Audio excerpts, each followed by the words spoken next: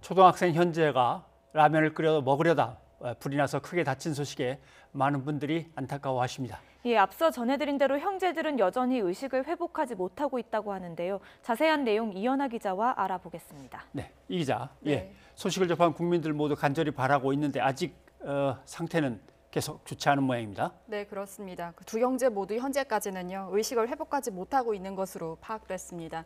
화재 당시 형인 10살 A군은 중화상을 입고 의식불명 상태로 발견이 됐고요. 동생인 8살 B군도 화상을 입고 연기를 많이 마셔서 마찬가지로 홍수 상태로 구조가 됐는데요. 안타깝게도 여전히 의식을 회복하지 못하고 상태가 위독한 것으로 알려졌습니다. 사고가 난 건 지난 14일 오전 11시쯤이었습니다.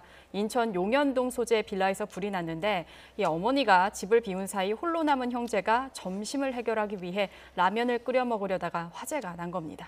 예, 안타까운 사고입니다. 어머니의 방임과 학대 정황도 나오고 있는데요. 아이들의 평소 생활이 어땠다고 합니까? 일단 형제의 이 친모는요, 사고 발생 전날부터 집을 비웠고 화재 당일 사고가 일어날 때까지도 귀가하지 않았던 것으로 드러났습니다.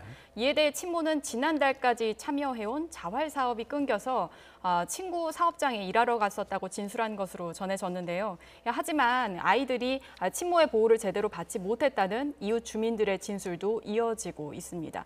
평소 형제가 어떤 생활을 했는지 추정할 수 있는 CCTV를 YTN이 좀 입수를 해서 지금 보여드리고 있는데요. 예. 지금 이제 보시는 그 화면을 좀 보여드리면 지난달 1일 형제의 편의점 모습이고요. 또래 아이들처럼 뭐 천진난만한 모습을 또 볼 수 있습니다. 편의점에 물건을 고를 때 뭐 15분 가까이 걸릴 정도로 매우 신중했었고요. 예, 지금 그 앞서 리포트에서 소개해드린 그 모습 그대로입니다. 일부는 아이스크림을 잡았다가 또 제자리에 가져다 놓기도 했고요. 장바구니에 또 먹고 싶은 것들을 담았지만 계산대에서 가격을 찍어본 후에 물건 구매를 포기하는 모습도 CCTV를 통해서 확인할 수 있었습니다. 예. 이들이 이제 결제한 카드가 아동급식 카드인데요. 예. 도시락이나 라면 정도만 살 수 있다 보니까 군것질을 하고 싶어도 결국 사지 못하고 다시 진열대에 가져다 두기를 반복을 한 겁니다.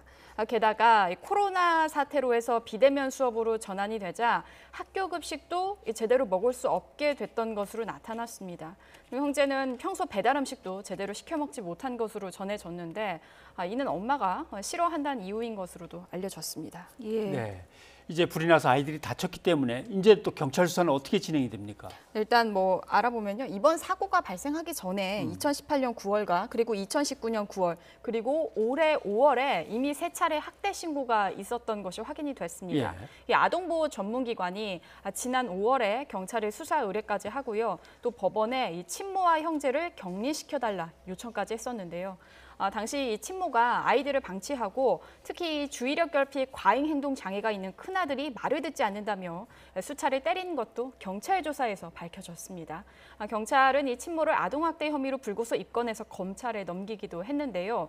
하지만 이 법원은 격리 조치보다는 심리 상담이 바람직하다고 판결을 내렸습니다. 예. 사실 평소 같았으면은 이 친모와 형제에게 상담과 치료가 진행이 됐어야 했지만요. 안타깝게도 이 코로나19 확산으로 인해서 상담 시작조차 미뤄진 상황이었습니다. 그러다가 결국 이런 참사까지 발생했는데요. 경찰은 이번 이 화재 사고를 조사하면서 동시에 친모의 방임 등 추가 아동학대 부분에 대해서도 집중할 계획입니다. 네. 예. 우리가 흔히 아이를 키우는 데는 온 마을이 필요하다고 얘기를 하는데 그 온 마을이라는 거는 지금 이현아 기자가 설명한 걸 들어보면은 재판부, 사법부에다 경찰, 학교, 어린이집 그리고 아동보호기관의 지방자치단체까지 뭔가 좀 촘촘한 네트워크가 있어야 될 것 같습니다. 네, 이 기자 수고했습니다.